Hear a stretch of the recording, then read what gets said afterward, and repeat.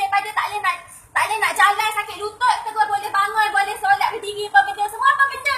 Hari tu aku pergi check ke hospital minggu lepas 15 macam turun 5 je, semalam check ada 10 macam apa benda kau cakap 7 lah 8 lah apa benda, kau menipu lah kau ni. Orang ni cakap apa benda tak berarah kan.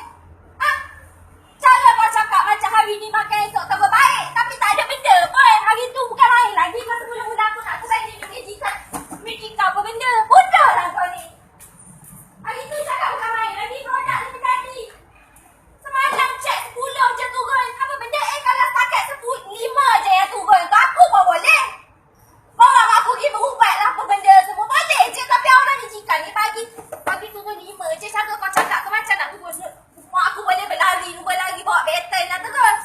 Apa benda? Kau ni nasib baik aku yang sebaik produk ni. Kalau orang lain yang sebaik produk ni, kau ni memang dah bersama. Aku nak tengok sikit siapa pengasas produk ni. Aku nak tengok macam mana dia punya education, apa benda semua tinggi mana dia belajar. Aku nak tengok siapa kau punya pengasas produk ni. Bagi tahu aku sekarang. Aku nak viral kat semua orang. Biar semua orang tengok yang ni produk ni.